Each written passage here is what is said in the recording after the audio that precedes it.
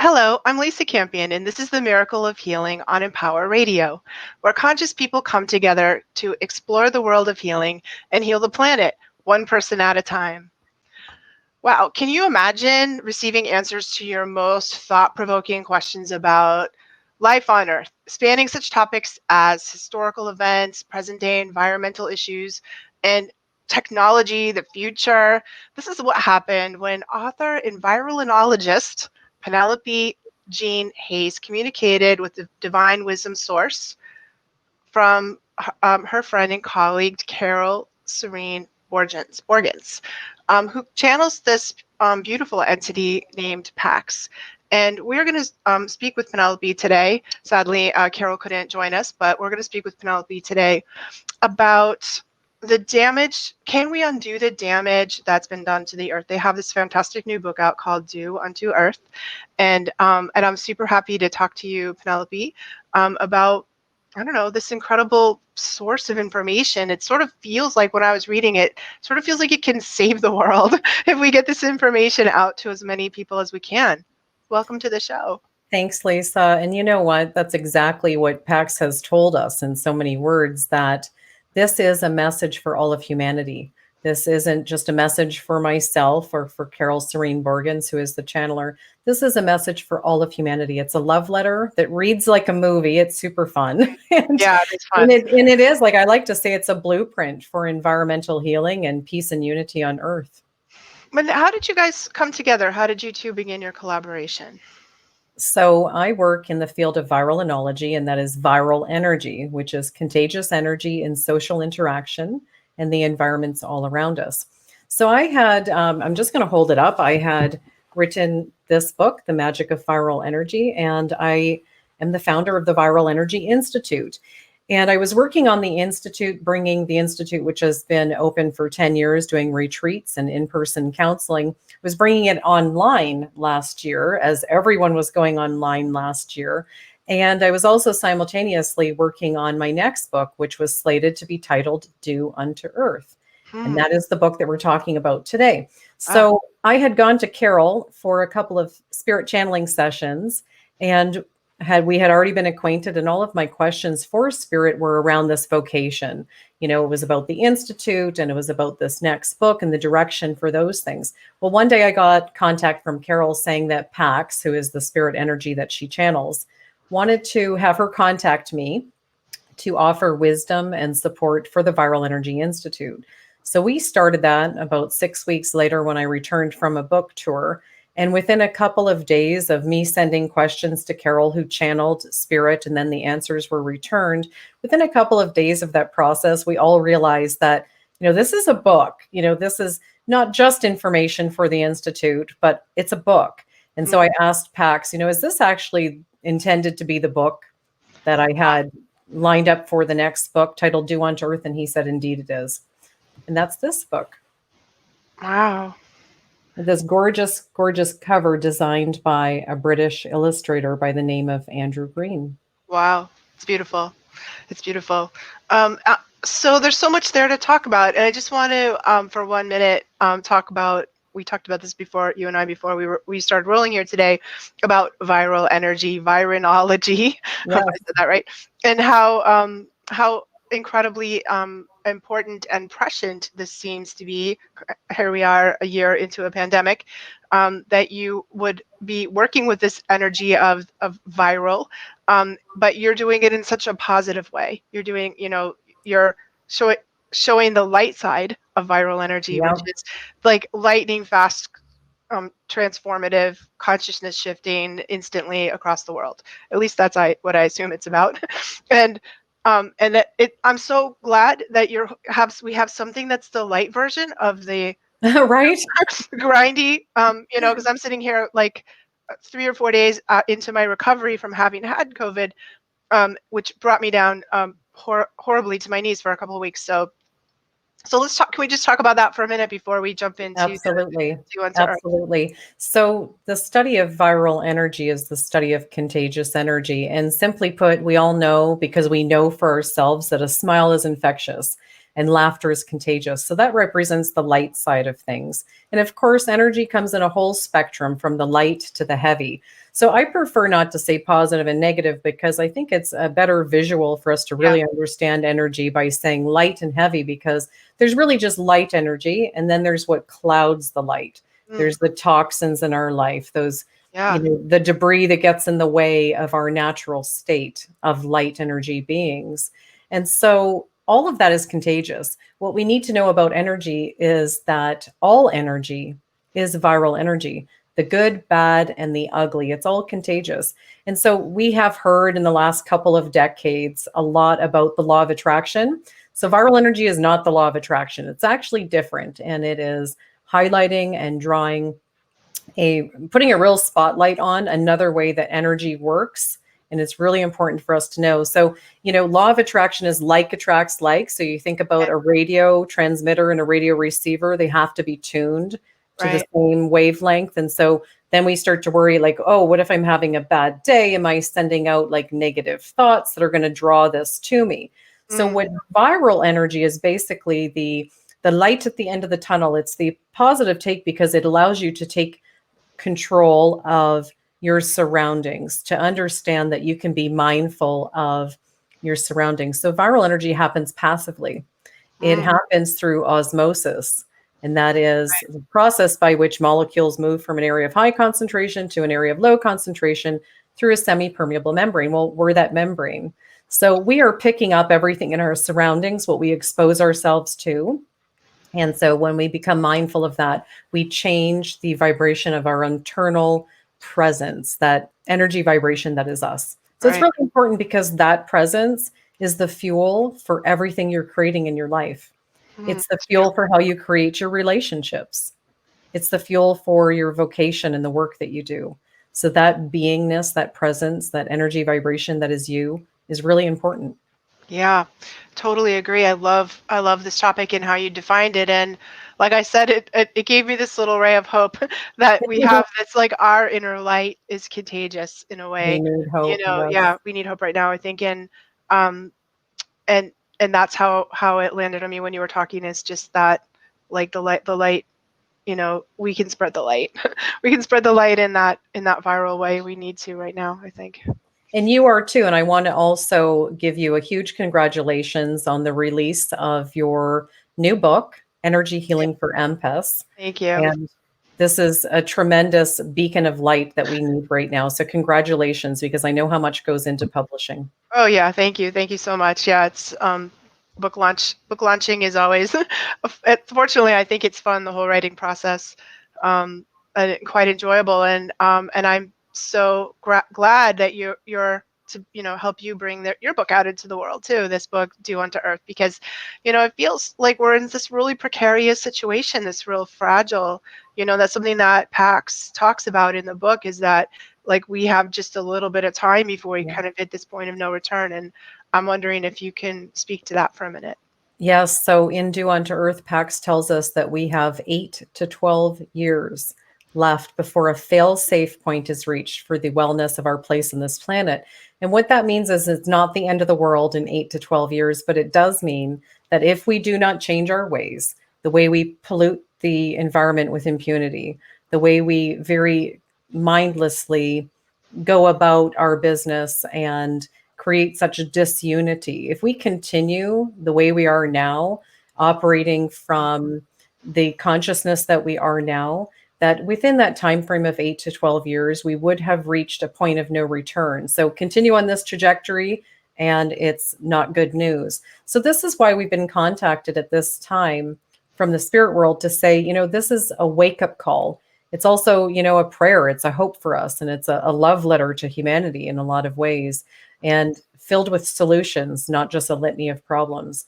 But it is at that point that, talk is cheap, and it's time for us to change. It really is. And what can we do? Like, what can we as individuals do? And I think there's a lot of really great information in the book about how, like, we could globally change, or sort of things that have to happen on a really large scale to sort of turn the ship around. But what can we do as Yeah. individuals? Yep. So some of those bigger things you're talking about is in the book, Pax gives us a a replacement to plastic. So huge problem on our planet. And he says to use hemp cellulose, that we could use hemp cellulose in replacement to crude oil, which is Wow. plastic. I mean, Yeah. this is like a $1 billion idea. This is a game changer. It's being Yeah. used in small amounts. There are companies out there that are starting to use hemp cellulose, but we're getting like a big check mark from the spirit world to say this is a direction. Pax also gives us in the book solutions. I like to say kind of breadcrumbs, hints on the future fuel for replacement of crude oil. So not just the plastic application, but for fuel and even the fuel for interstellar travel at light speed. So there are these like huge ideas for humanity, but for Wow. us, for you and me and just everyday people who are, aren't a large corporation or aren't, have the backing to put some of those new technologies into use, what we can do is realize that we have the power, that all along we've had the power because we are the consumer. So Right. I love this example, Lisa, of, do you remember how quickly grocery stores moved from plastic bags to paper bags? Yeah. It was almost overnight. And then the straws, that became very unpopular. So something Yeah. happened. Yeah, it was actually popular culture. So could have been somebody, on some social media somewhere, or some young group of environmentalists, but somewhere this sort of movement popped up that, And it went viral. It went and it viral. went viral. It went viral. So Yeah. it was like all of a sudden overnight, plastic bags are bad, and we're using so much plastic, but for some reason we as a society latched on to this idea of plastic bags. And it was almost embarrassing now to, at the grocery store, like take the plastic bag. So you'd bring your own bag, a cloth bag, or you'd get the paper bags. This happened almost overnight. So it's a great example to say that we, the consumer, have the power. And when we stop buying it, they stop making it. Right. If we demand something else, they start making something else. So it's not always big, bad corporations. They're fulfilling a need in the consumer market. It is us. So to stop giving away our power and also stop making excuses for our place in this, in the process and our place in the solution. So we are all empowered to make that change. And it starts by raising consciousness. Yeah. So the more we raise consciousness, the work that you do, the work that I do, the work that Carole Serene Borgens does, we are adding to higher consciousness. We're encouraging that. And through emulating and the work that we do as teachers, we are raising consciousness in our own circles and the people around us. So now that is what everyone should do, to emulate that in your own life, to live that in your own life. It starts with our intentions. What are your intentions? And from intentions come thought. From thought comes actions. So when we start at this base level of intentions, we begin to raise our consciousness. And as we raise our consciousness, it is a viral effect. Right. And so we can change the world also that way. Because when we operate with our higher selves, we don't hurt each other, we don't pollute the environment. Higher self can't do that. Right. Yeah, I love how Pax talks a lot about the answer to this shifting consciousness is to connect more with our higher selves. And I'm wondering if you could, I don't know, everyone sort of has a different definition of what the higher self is. What is the higher self and how do we connect with that part of us?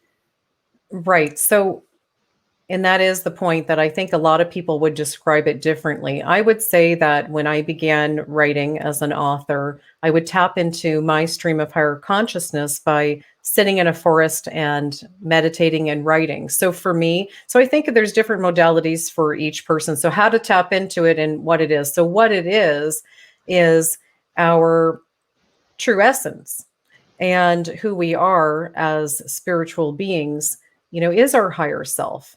And I would say that when we incarnate into the physical experience, that there's a forgettingness, a dismemberment of who we are as part of the whole.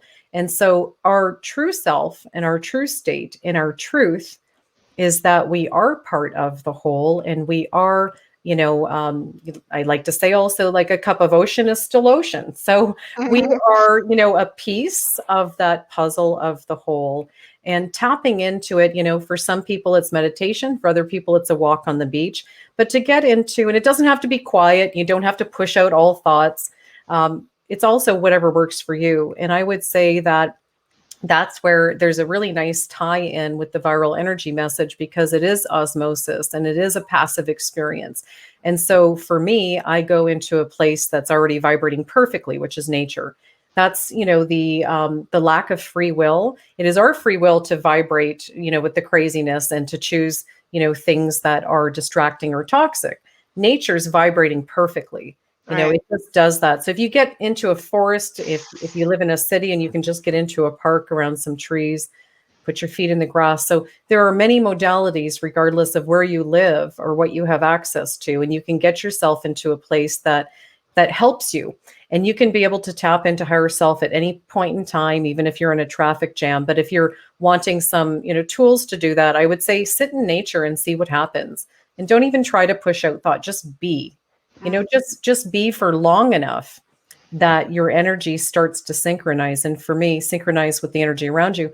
And I would say for me, I do that, and all of a sudden I'm just flowing with ideas. I'm writing things down, and I know that I've opened that portal to my higher self and those ideas that are innately, mine to tap into. Yeah, I love that. I think a lot like my sort of personal cosmology on how this works is we have that like ego self, like our personality or our personal self, and then we have our higher self. And the personality, and certainly Pax talks about this in the book, and in your conversation, that's part of the book, seems to me like the personal self is holding a lot of the problems. Like that may be where greed or sort of Oh, the yes. thoughtlessness that we're not giving towards the earth comes from that, right? So can you speak a little bit I know Pax talks a lot about what do we do in the face of so much greed and negativity and the forces of interference in a way. What do we Mhm. do? The only thing we can do is to be beacons of light. And if you can imagine the globe that is planet Earth with all these little beacons of light that start igniting, and as we're moving into this new age, we are moving into a new consciousness. We are undergoing a spiritual evolution. And I can tell you that's a fact, and you will know it's a fact because we know that these conversations were not normal mainstream 10 years ago, No, right? But right. we can Yeah. track it. We can track it by knowing that this is now just the vernacular of regular folk. The things that we're talking about used to be like really out there, a little bit woohoo, very fringe. And now more and more, and I attribute a lot of it to Oprah Winfrey, as a matter of fact, because she, being so popular, really open to so many other modalities of our spirituality. And since then, there have been so many leaders in the fields of spirituality and metaphysics. And we have been allowed to really blossom at this time. So I would say that that is proof positive that something's happening. A shift is happening because this is not fringe anymore. It's very much mainstream. So what we can do is continue to be beacons of light and to know that that light is contagious and we can light up the world with it. I love it. Thank you. That's a beautiful answer and very inspiring. So I know Pax talks about a lot of really cool, glimpses of our future, or potential future. Can you share some of these? Like, Sure, some of sure. your favorites? Oh, I have some favorites. And I first want to actually clarify exactly who Pax is. So, Pax is a spirit energy. But when I asked at the beginning of the book, who exactly are you? Here was the answer. And this is a direct quote. We are one with the universe, not the universe alone. We are the divine universe, yes, and the God being and the greater wisdom, that which knows and supports all and is healing, non judgmental, and tolerant, all seeing, all knowing, and peace. Wow. Wow, right? So Wow. that's a very powerful source, and I just think it's important for your viewers and listeners to understand, to hear who that source and Yeah. how Pax self-identified. So some of my favorites. So Pax just let me really open to all of my curiosities, and he said that not only will this be a book about environmental healing and unity and peace on Earth, but that it will be through our curiosities that people will read this message, because it's just full of so many really interesting things about our past, like Roswell, I asked about what happened at Roswell in Oh, 1937. yeah, I want to know. I want to know all Yeah, about so what PAC says what happened at Roswell is actually there were 8 spacecraft that arrived that day, not just one, and that the US government actually shot one down it. to steal its technology, reverse engineer it. There was one being who survived the crash and was alive for a period of time and then eventually passed, Wow. left the body. And so many things like that in terms you asked about our future. So our future, we will travel off planet and we will do that for the purpose of alleviating the burden on planet Earth. So we have an overpopulation problem as well as a major plastic problem and pollution problem. And we will have to alleviate some of that population to allow those who stay behind to repair the planet. And others will set up basically, it's like a space station, but not in space, it's on a planet Mm. and there will be many. That's a couple of generations in our future, which is actually not a very long time. And he says that at this moment, that our abilities to for scientists to even be inspired with those ideas of what the fuel will be for interstellar travel to make that possible, the spirit world is currently blocking us because of our current intentions. So Right. as we raise vibration, raise higher consciousness, those things will be opened up to us and scientists will start discovering things and we'll watch that happen. It's How fascinating. how incredibly cool. It's, Yeah, it that's is. it's and I'm glad we're not just ditching the planet, like, kind of like dine and ditch. Like, I'm glad that the intention would be to steward what's the repair and steward, because I do feel like that's what we're supposed to be doing. Oh, Um, not only that, but there are not other planets reachable to us that look like ours. So, right. there are other beautiful planets and exotic planets, but in terms of what we could actually access in the soon time, when we start being able to get past our own moon, there Mm, won't be blue and green planets within our reach for some time. So, right. we definitely want to keep this one healthy. Yes, indeed, indeed. And what does he say about the kind of fuel we use to do all this travel? So there's a few things, and they're more of breadcrumbs because he doesn't want to give us the answer the same thing I just spoke of, where the Right. spirit world is blocking that technology. But I really, dug away at this. I'm like, please, Pax, we need a replacement to crude oil. This is, we desperately need this. So there are breadcrumbs. One of those things is something about the hydrogen atom, Mm, and that would come into play, and that they're yeah. already working on it, but Hydrogen in fuel cells. Yeah. yeah, they're working on it, but they're not quite there. Like the discovery's not quite the thing that they're currently working on, that this will have further development. And he also says that there will be sort of two fuels, one, and it's actually a no fuel fuel. So not a liquid, it doesn't require a storage container. It's a no fuel source. It's a no fuel energy, also free energy. That there'd be one energy that gets us off the planet into space. But once in deep space, it's actually dark energy, dark matter. Interesting. Dark matter. So we'd be Interesting. tapping into to get, Ah, the light years away, other galaxies, like that far, makes far. sense. That's super cool. It is cool. I love it. So how do we get some of this information? Like, let's share with everyone how to get your book and how to find more information about this. Yes, to visit paxwisdom.com. That's PAX wisdom.com. And by the way, Pax means peace. All right. Thank you for putting that up. Here's the beautiful cover of the book. There's our website, paxwisdom.com. And through there, my website is linked. Carole Serene Borgens' website is linked. She does still do personal sessions for people looking for a great channeler. And Wow. you can find her through her page on that website. Yeah, I'm so sad that she wasn't able to join us today, because I really always have you know from psychic to psychic, I always love to talk to another psychic about her experience. Seems so unique and so beautiful and so inspiring. And I know that channeling this being has changed her and also changed you too.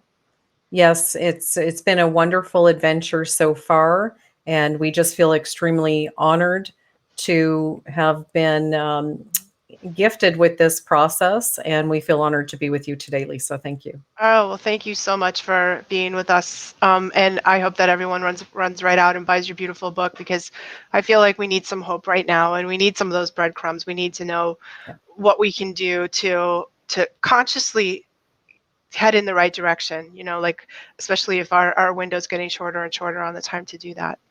So thank you so Yes. much. It's beautiful to have you Thank here, you, Lisa. Penelope, and may everyone, may it be so, may everyone find their way to that beautiful place. And thanks all of you guys for joining us on the Miracle of Healing today. You can come by my website and visit me anytime, lisacampion.com. I'd love to visit with you. And thanks for being here on the Miracle of Healing, where we are changing the planet, healing the planet, one person at a time, right here on Empower Radio.